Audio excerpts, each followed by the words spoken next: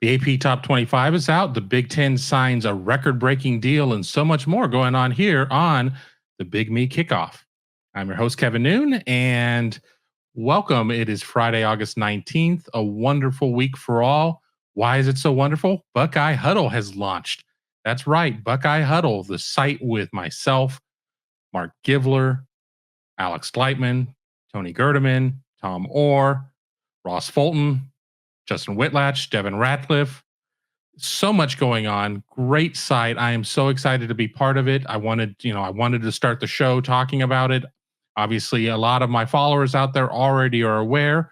If you're not aware, though, look in the description below, find the link. Come on and give us a look at Buckeye Huddle. Just 34 cents a day if you come on board. We got monthly and annual plans, so give us a look. It'd mean a lot to me. Helps me continue doing great stuff here on the Big Me Kickoff. But, let's get to the action. I could sit there and go on and on about Buckeye Huddle, and maybe I will next week. Maybe I can get the boss man, Mark Givler, on. We'll kind of see where we go from there. The AP came out, I guess, this week on Monday, and here it is on Friday. I can't say that I've necessarily poured over it the way that I would like to, but, you get the coaches poll, you get the AP poll, and it kind of gives you an idea of what people are thinking. And we know undoubtedly there are going to be teams that are going to be overrated. We know there are going to be teams that are going to be underrated. Everybody in the top 10 isn't going to stay in the top 10. But just for those of you who haven't seen it or have forgotten by now, Alabama 1, Ohio State 2, UGA 3, Clemson 4, Notre Dame 5. That team up north is 8. I'm scrolling down here. Sparty is 15. Wisconsin is 18, and that rounds out the Big Ten with Iowa and Penn State just missing out at 26, 27, 28th, and 29th. So, a little bit of respect for the Big Ten. Obviously, having two in the top 10 with Ohio State at 2 and the team up north at 8 means a lot. I mean, I think that Michigan's schedule certainly will keep the Wolverines at and around the top for a while because they play nobody in the non-conference and get to kind of ease into things. Ohio State starts the season with a top 5 matchup with Notre Dame coming to town on September 3rd, 7:30 p.m. ABC. But we go into how the teams were ranked, and we're going to go to Ohio State at first. And Ohio State had 6 first place votes, then a huge clump of second place votes, 6, 8.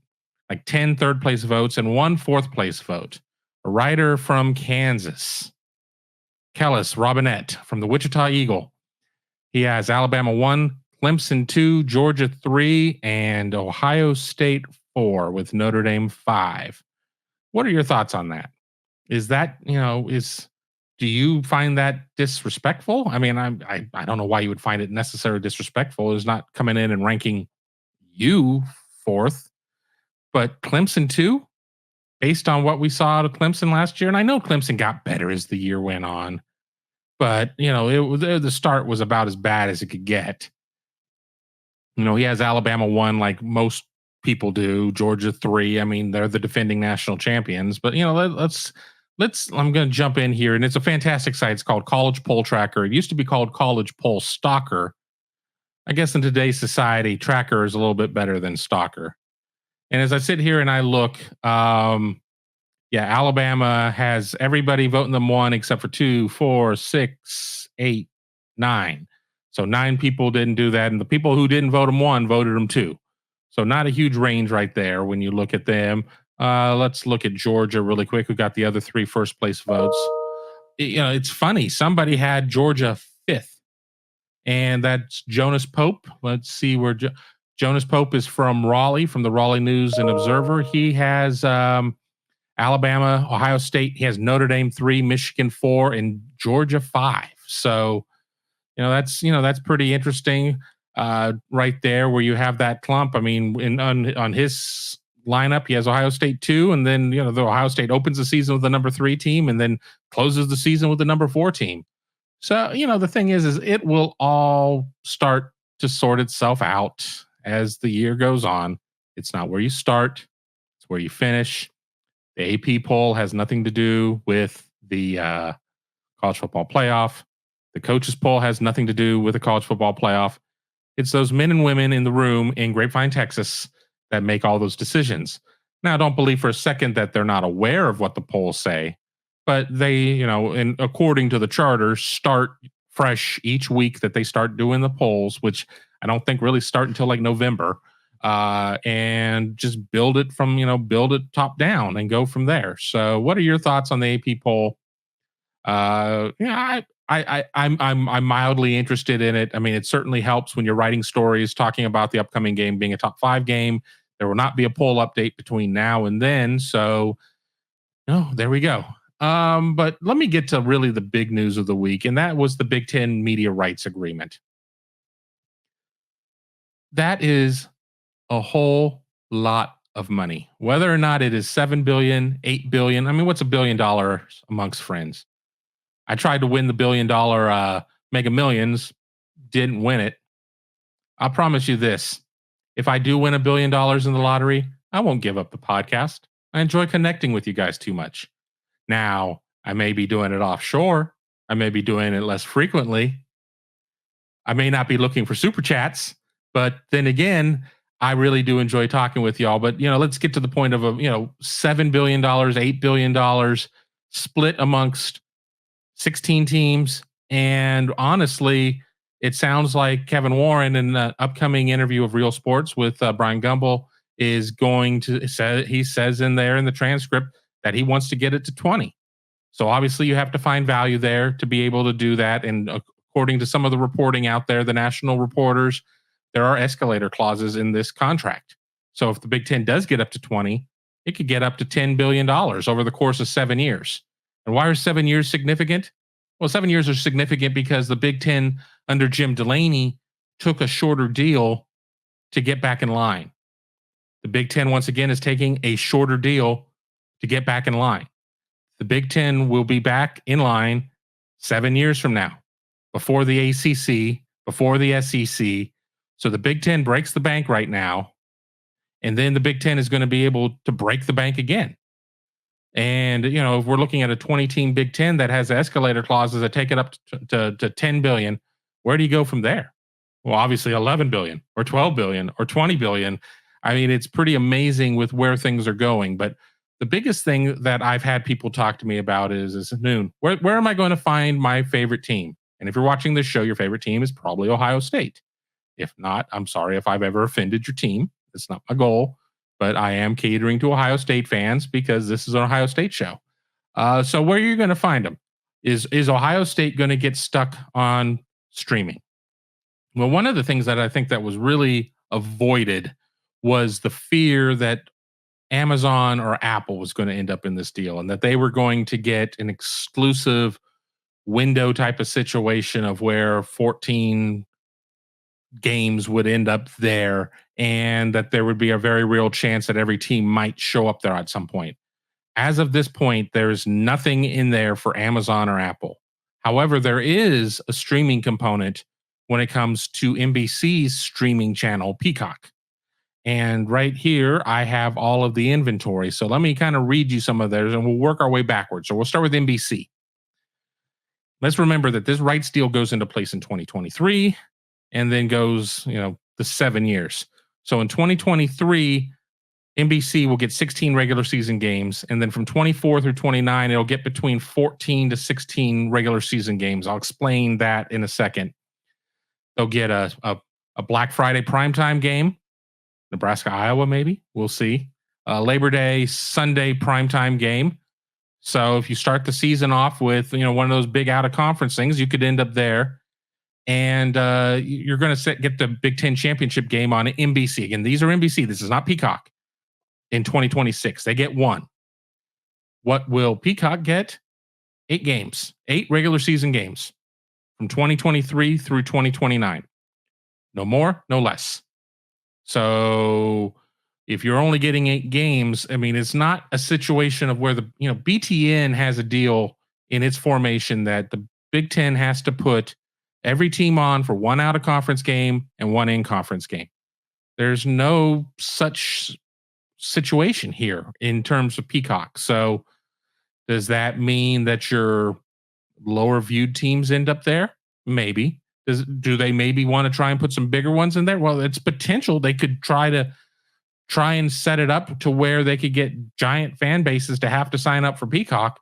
But the truth of the matter is, I think fans are going to have to sign up for Peacock anyway. And here's why. If you like basketball, men's or women's or Olympic sports, Peacock is going to be very valuable to you. In 2023 and 2024, you're going to get 32 regular season men's basketball games, 20 conference, 12 non-con. From 2024 and on, you're going to get 47 regular season games, 32 conference, 15 non-con. In women's basketball, if that's what you enjoy, you're going to get 30 regular season games. You're going to get 20 conference and 10 non-conference. And then you're also going to get a ton of Olympic sports. And we know that there are a lot of great Olympic sports within the Big Ten footprint.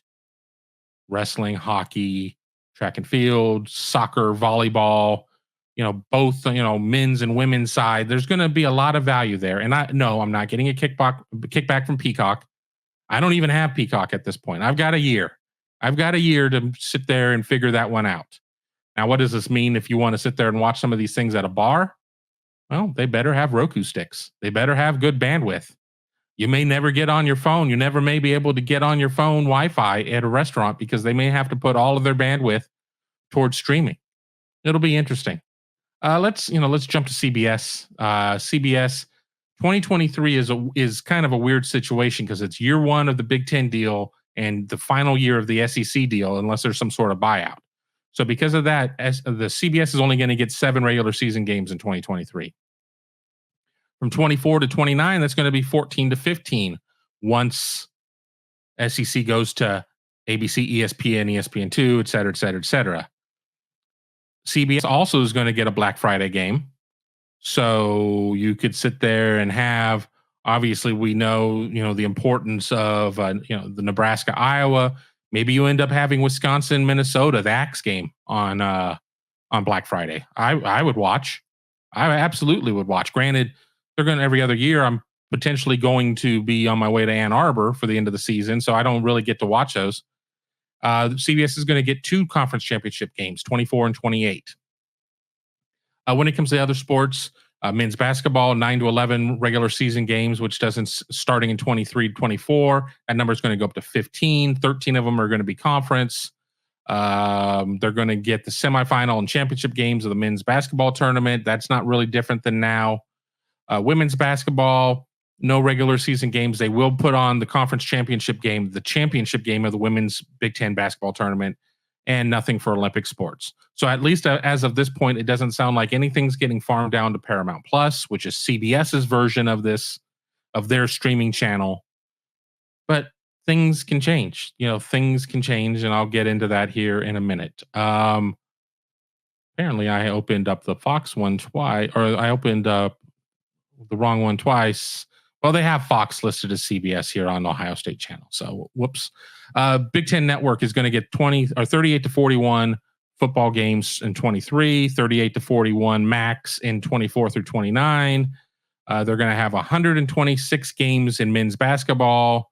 They're going to get the Thursday and Friday games in the Big Ten men's tournament. They're going to get 49 women's basketball games. They're going to get early round action, the women's basketball tournament. And of course, you're going to get all your Olympic sports on Big Ten Network as well. I don't have the grid for Fox, which Big Fox. So if you're in Columbus, that's WTTE, channel 28. It's, Fox 8 in Cleveland. I'm not sure what it is in Cincinnati. My TV knowledge has gone downhill a little bit, being out of it for a while, but that you're going to have stuff there. You're going to have stuff on FS1. I don't know if we're going to see anything on FS2. It could be one of those situations like where we used to be or where we are still now with the NC2A men's basketball tournament. What channel's True TV? Where's True TV? And you have to kind of look it up and figure it out. I'll always know where it is now because I figured it out. You got the 2 Turner channels, 245 and 247, and True TV's right in the middle there at 246. So really convenient for flipping around when you're at home. When you're traveling, not so much, because I have not really seen a lot of hotels with True TV. Sorry, Impractical Jokers. Now, I want to get back to a point I made earlier. Once again, if you're enjoying the show, be sure to subscribe to the channel. Hit that bell if you're watching us on YouTube. If you're listening to us through a traditional podcasting platform, write us that 5-star review. It really helps us not only here on the Big Me Kickoff, but Buckeyes Tomorrow Morning, Buckeye Weekly Podcast.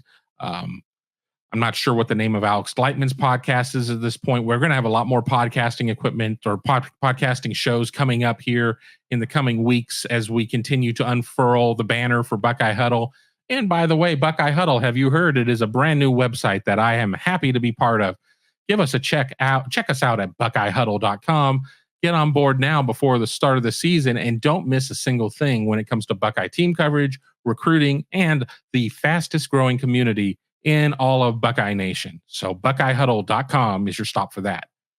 Back to my point is what happens if the Big Ten goes to 20 teams? Now, we're not necessarily there yet. I mean, that's something that Kevin Warren wants. Kevin Warren at some point seemed to be pumping the brakes in terms of where we were in terms of expansion. And then lo and behold, on Real Sports, he's saying 20 is kind of the ultimate number. Now, does that mean 20 is the ultimate number in 24 when USC and UCLA start competition? Is this something that's graduated out a little bit more? I don't know. What does that mean for divisions? I mean, we're sitting right now where we still have East and West, which is still infinitely better than Leaders and Legends. But we know that the East has won every Big Ten championship since the formation in football. Gene Smith, Ohio State's director of athletics, came out and said that he's in favor now of going divisionless. Now, things haven't been worked out. How do you handle that? Do you just sit there and set up schedules based on strength of schedule from the previous year of how you finish? Do you go a pod system? I mean, I think if you go to 20 teams, you're going to have to look at a pod system. How do you protect rivalries? I mean, obviously, nobody's been looking to protect the Illabuck, Ohio State, Illinois, Ohio State's only trophy game. I mean, that game's played semi-regularly. Obviously, Michigan's got to be protected. Penn State would love to have Ohio State protected. How is that fair if you sit there and have Ohio State's protected rivalries, Michigan and Penn State, who are generally 2-3, 2-4, 3-4 in terms of the Big Ten pecking order in a lot of years? I mean, I don't know if we have the answer to all of that. When we get to 16 teams, 18 teams, 20 teams, do you go to 10 conference games? Door isn't closed on that. We already see a chasm with some conferences going 8 and some going 9. What happens if the Big Ten goes 10? Remember, the Big Ten got out ahead of everybody in terms of basketball in men's basketball playing 20 conference games, 2-0. That's a lot of times of playing in your conference, but you don't expand your conference to play your conference foes less. You do it to play them more. And, I'm all for going to 10 games. I think you don't do it. I don't know if you do it in 24 if you're only at 16, but maybe you do.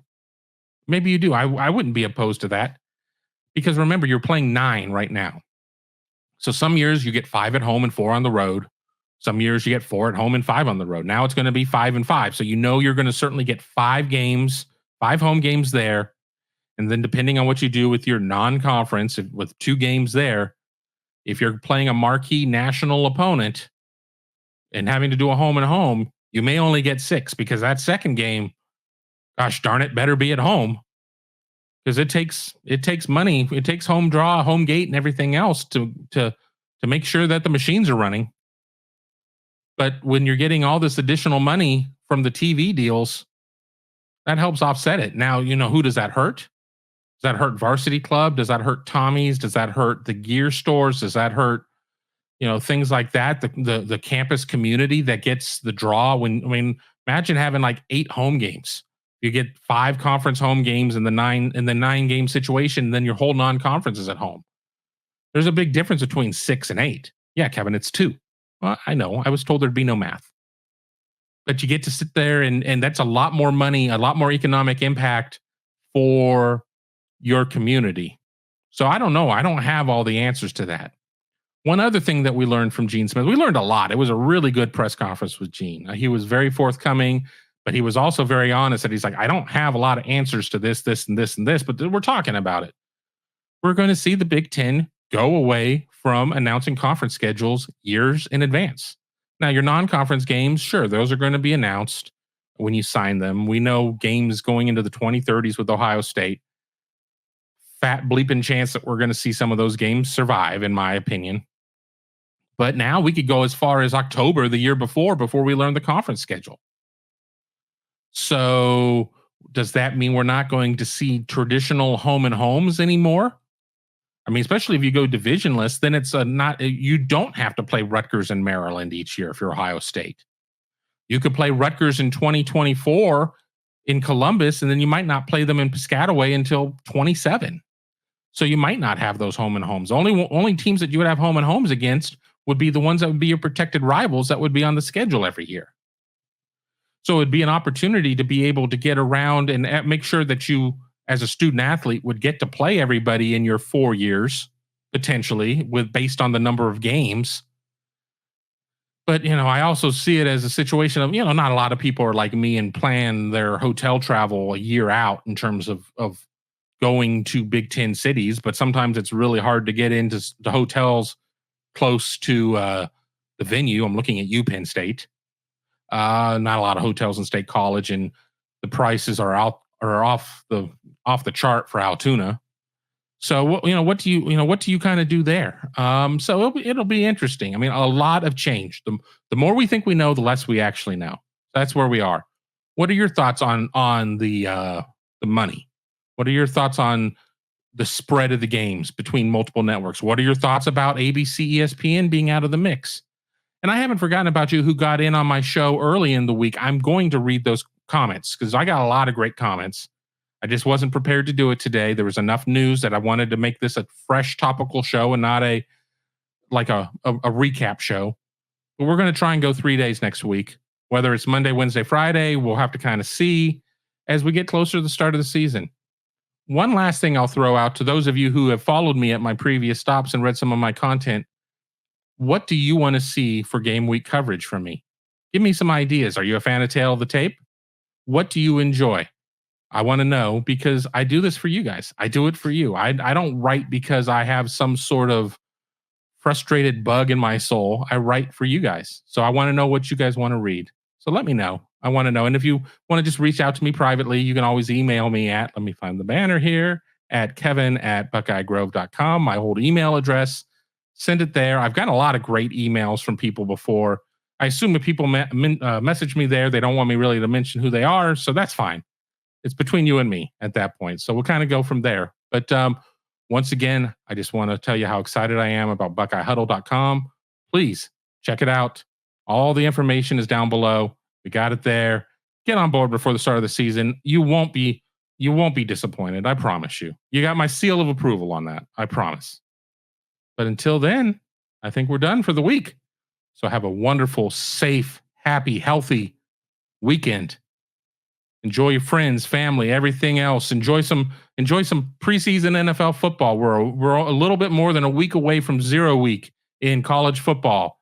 What are you watching? We'll talk about that one next week as well. But until then, Big Me Kickoff signing off.